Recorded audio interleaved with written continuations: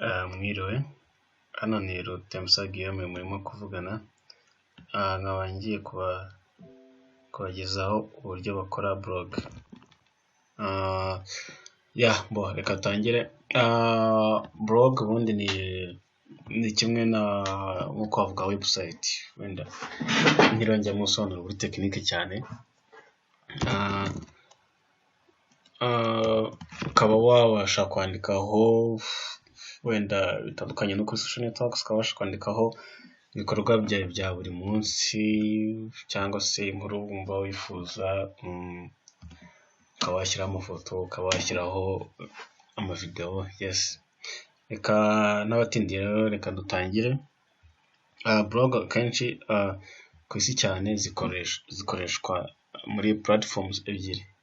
Hari platforms ya Google ariyo yitwa blogger.com, hakaba n'iyindi platform ya WordPress. Izi zose akaba nizo platforms zikoreshwa cyane ku isi mu mablog ziri popular cyane. Reka dutangire na Blogger rero, iyo usanzwe ufite Gmail account bisaba ngo ufungure Gmail account. Iyo usanzwe ufite Gmail account cyandika Blogger, uhita ujya muri dashboard. Hano mureba nkanjye hari amablog nagiye nkora gutyo. Hanyuma imajije kugeramo ujya ahantu handitse new blog.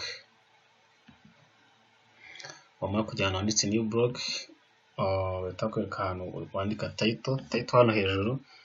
Ni ukuvuga ngo ni title ntago ari uko blog yitwa, ahubwo ni title ya blog. Kamwereka wenda nk'urugero title icyo bisobanuye. Hano nanditse wordpress.org. Ni ukuvuga ngo ni wordpress.org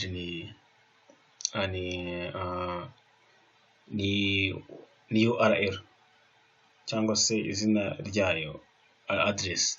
Ariko hejuru hano handitse ngo blog tool publishing platform and CMS -WordPress. Ni ukuvuga ngo hano hejuru nicyo bita title. Ni title kuri witwa. Reka tujye kuri Wikipedia.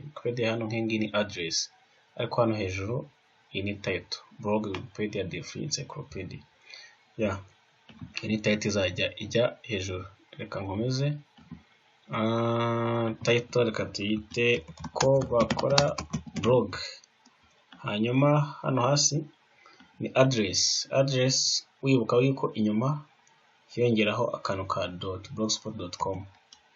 Ni ukuvuga ngo ninandika izaza ari u.blogspot.com.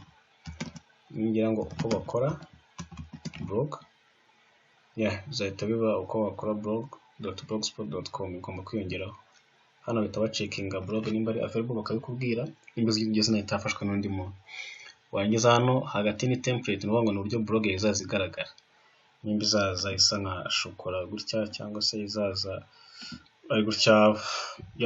Iyi design ushobora kuyihindura nyuma igihe cyose wabishakira. Icyo nyuma utahindura ni hano ni no address, yo ntabwo wahindura nyuma, ariko ibindi byose wakora nyuma wabihindura. Iyo urangije uhita ukanda ahanditse create blog. Wamara gukanda ahanditse create blog, bahita bakubwira ko blog yakozwe successfully. Ni ukuvuga ngo already ubu ngubu nshobora kuyisura, nshobora kohereza nka link umuntu uri muri Amerika, muri Australia cyangwa muri Canada akayisura. Reka turebe ko bakora blog.blogspot.com. ino jambo yongeyeho blogspot.com niyo ya platform ya blogger cyangwa se blogspot.com twakoreyemo. Hanyuma nakanda enter, bahita banyereka ukuntu blog yanjye isa. Already blog yanjye imeze gutya, nta kintu kirajyaho. Hano ku ruhande hari akantu ka about me, ushatse wagakuraho na post ziriho. Reka dushyireho post ya mbere turebe. Post ya mbere turaza hano muri dashboard, kandi twari tugezemo ubundi dukande ngo new post. Nitumara gukanda new post irefreshinga. Hanyuma nimara kuri refreshinga tuzanira dushyira post title. Reka twandike wenda ngo dushyireho wenda Riderman. Hanyuma Riderman hano hasi dushobora kwandika, hano niho body. Ni ukuvuga ngo ni body y'iyo post. Ushobora wenda ngo Riderman yakoze indirimbo nshyashya yitwa amatopito. Kubwiwa nshyashya yitwa amatopito. Bo iyi title ushobora kuyigira uko ushaka, ushobora kuyigira bold, turi muri compose view. Blog rero igira nuvuga ngo igira ibice bibiri, hari HTML view hari na compose view. Iyo ukanze muri compose view ni naho wandikira nko muri Word, nko muri Microsoft Word, cyangwa se mu buryo ku bantu batazi amakode, ariko iyo uzi amakode ushobora kujya kuri HTML hano, iyo uzi amakode ya HTML ariko nta niwe bitandukaniye, cyangwa se ukareba ibyo wanditse ukareba code zigize za HTML. Si ngombwa kujyamo rero nimba utabizi ko nta n'ikintu bimaze cyane. Riderman yakoze indirimbo yitwa Amatopito. Reka rero noneho tugiye dushyiraho video turebe. Wenda reka mbanze dupostinge bino turebe. Ndakanda kuri publish.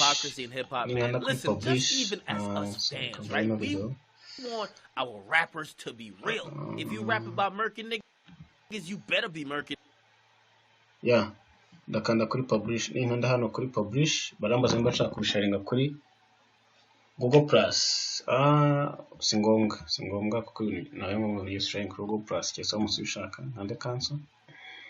Reka turebe n'ahandi ko bakora blog turebe ira post nimba yaje. Ko bakora blog post. Yes, post yaje. Title yitwa Riderman. Post kitwa Riderman yakoze indirimbo nshyashya yitwa Amatopito. Reka noneho twongeremo video.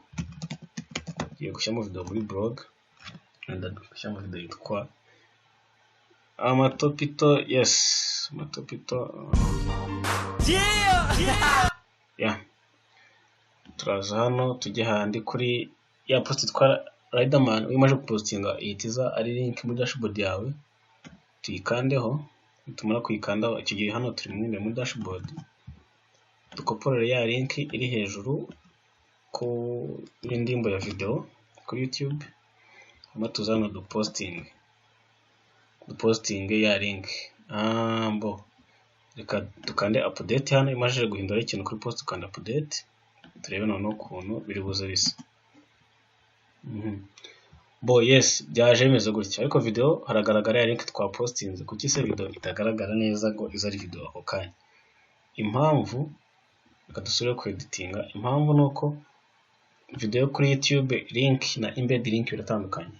Link ni link isanzwe, ushobora kuyipastinga ahantu, ushobora kuza wenda reka tubanze tugire link hano twarikoze nk'amagambo asanzwe. Reka tugire link turebe. Niba ngo ndajya hano kuri link, ndayiselectinga nkanda kuri link, nkanda update, then ingaruka hano nongere refreshing. Kuri refreshing hano link yaje ariko yabaye link. Nuvuga ngo ninkanda hano bahita banjyana kuri YouTube ako kanya.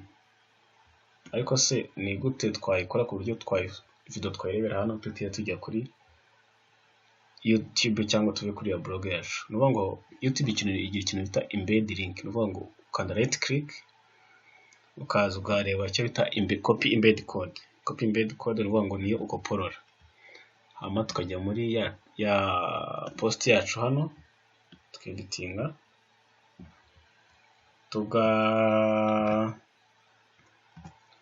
tukajya kuri HTML handi twagiye twa HTML. Wenda reka tugire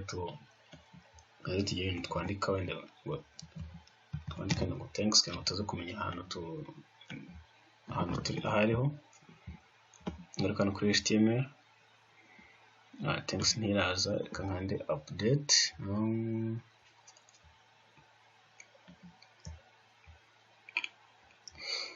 Kanda update kanyongera ngiye ku edit HTML. Okay, thanks dorahanije. Thanks rero bwije hano ushobora kumanuka hano hasi tukapastinga iya bita embed code. Nuvuga ngo iyi code niyo ituma ya video izagaragara muri blog. Reka tuye kuri composter ukuntu byagenze. Okay, tayari video yaje hano. Nkanda update, nazana kuri blog yanjye nka refreshinga, tayari ya video noneho tuzabasha kuyirebera kuri blog yacu tutiwe tujya kuri YouTube. Murakoze kureba ukuntu bakora blog bakoresheje blogger.com. Utatuzareba ukuntu bakoresha wordpress.com cyangwa .org. Murakoze.